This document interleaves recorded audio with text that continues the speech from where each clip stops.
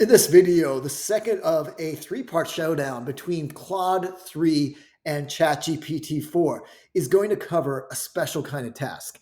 For the first video, I had pitted the two in terms of who was the better writer, and I asked which one can create writing on par with one of the world's greatest intellects.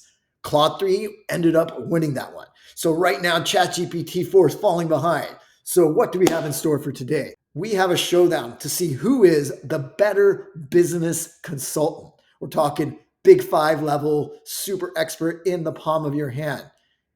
ChatGPT 4 or Claude 3. And we're going to do this by testing this combination of business know-how, marketing savvy, and all-out creativity in trying to devise the best business plan, business proposal for a small business. Now, which small business is this? I actually had no idea, because what I was going to do is set this criteria and put it into both Claude 3 and ChatGPT 4. So kind of like a warm-up, and see who comes back with the better scenarios for us to actually use in this showdown. Notice that ChatGPT hasn't given us any actual scenarios, just instructions to write them. And now let's look what Claude 3 has. Instead of telling me what some scenarios would be and then having me think of the specifics, it actually came up with them. Starting with number 1, imagine you were a consultant hired by a struggling bookstore. Provide a detailed strategy to help them adapt to the digital age and compete with online retailers while maintaining their unique community presence. Great prompt, great scenario. And a few of these other ones are great as well. And I decided to go with this first one, mainly because I'm kind of a bookworm and one of those weird people who still read books, but any of these will do. So now I put the scenario into both of the large language models, and let's start with ChatGPT to see what it comes up with here. It gives us the following advice. Develop an online presence. Again, that was part of the prompt. It gives us these few things to keep in mind here. Social media engagement, great. Enhance in-store experience, curate unique in-store experiences. So again, just cutting off some snippets here to give you an idea, but this is well organized, gives me 5 different things. You can see that it parcels everything really nicely and just makes it easy for us to digest. So this is pretty solid. But the point here is that it's not me, it's not us, but it's actually the two LLMs, Claude 3 and ChatGPT 4, who are going to be the final judges in this contest. Before we do that, let's take a look at Claude 3's. So right away, what jumps out here is that it's a lot more dense, right? It's kind of squished together. Here's develop an online presence.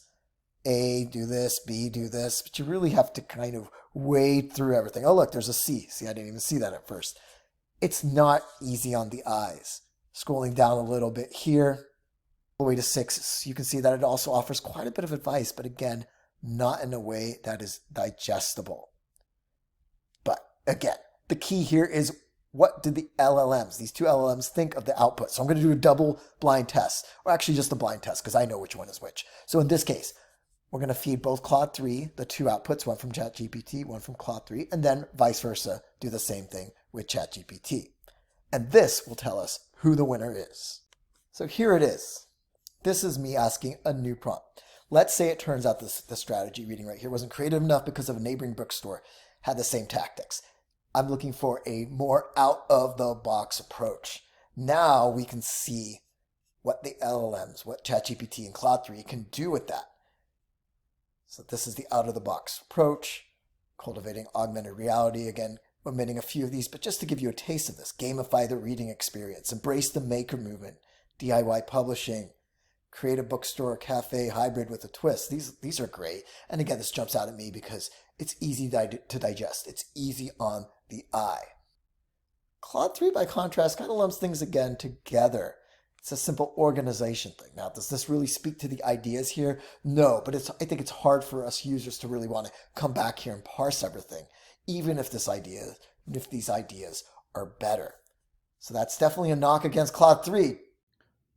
But again, the final judges are ChatGPT 3 and Claude 3 themselves. So drum roll, what do they actually think? And there you have it.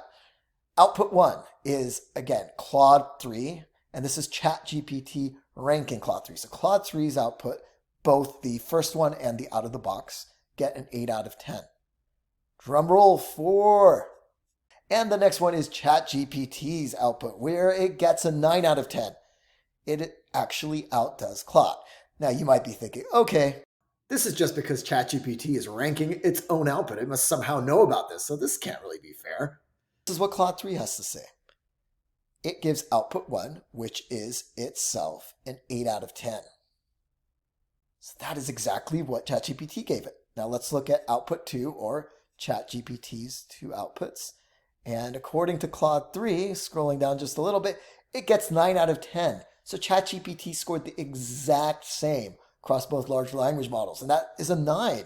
So there is a clear winner. Looking here really quickly, I want to read this concluding paragraph, or at least some of it. While some of these ideas may require significant investment and resources, they have the potential to truly set the bookstore apart and create a loyal customer base. Going back here to the rating on Claude 3, it gave it an 8, but it said, however, some of these ideas, such as escape room challenges or cosplay contests, might be more challenging to implement and maintain regularly.